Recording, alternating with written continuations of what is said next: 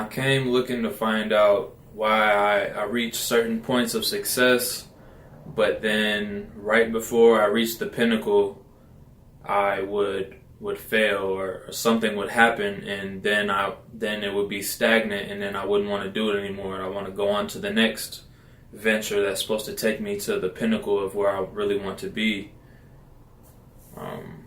And I kind of have an idea now of why that has happened and what's supposed to happen.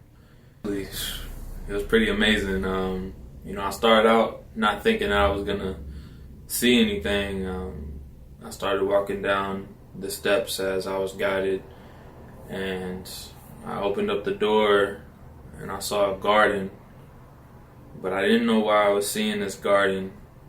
And I had on a white gown, like nightgown, and I didn't know why I was in this position in nature, but still with this white velvet garments on. And then after, not too long after, then, I see that there's a kingdom kind of far off. And then as I was guided to the kingdom, I walk through and there's peasants and markets, and people are rushing around and trying to get to the next place. They're working, they're stressed out, and nobody was paying attention to me at that point. But I realized that I wasn't there. I wasn't supposed to be there. I realized I was a prince, and I didn't even think that this made sense until later on, when the story got more in depth and more detailed, that I felt that I wasn't supposed to be at that kingdom because there was a king there that didn't care about the people, and it happened to be my father, and I was disgusted by him. And then as the story went on, I had a brother, and I was banished from the kingdom. My brother ruled the kingdom after my father, and then eventually I snuck back into the kingdom apparently and killed my brother. I took the throne, but I kept the same advisors and the same nobles around me who basically put poison into my ear, and then I didn't rule the kingdom and care about the people as much as I wanted to at the beginning. And this led to disappointment in myself. And at the same time, these people that misled me, that were supposed to be my nobles, plotted to kill me and to remove me from the throne. And it was one person in specific who was basically like my highest advisor or noble. I was only on the throne for maybe 5 years, and at this point, 5 years in, I felt disappointed in myself. Because I wasn't living up to my own expectations, and this led me to one night be on the throne late at night, and I asked for wine, and either it was poisoned by somebody.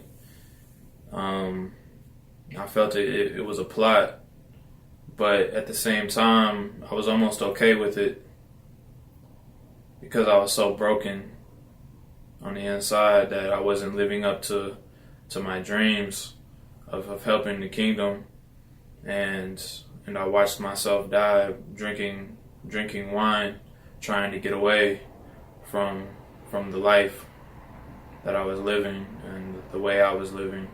And then he took the throne, and as he took the throne, he distanced my children. He either married or kept my wife around for sex, and he ruled the kingdom the same way my father did. And what I learned from it was that I'm supposed to help the people. I cannot forget my goal of helping the people as I climb to this mountain of success and to this mountain of wealth. I'm supposed to use it and use my power and use my platform to help the people and to spread the wealth. I deeply feel that that's my responsibility, and you know, it was crazy that, you know, the same resentment I felt for my father, I feel like he's my father again in this life. And that man doesn't talk to me right now because I didn't graduate college and I wasn't worthy of his kingdom. After my session, I realized that when I reach the success I'm supposed to reach, it's not for ego, it's not for wealth and luxuries, to use my power for the good and to help people. So in my past life, as far as the geography, for some reason Croatia came to my attention. This area where my kingdom was lush and green vegetation. There was a stream that was outside of the kingdom. To the left there was a forest, but the kingdom was not it wasn't a big kingdom, and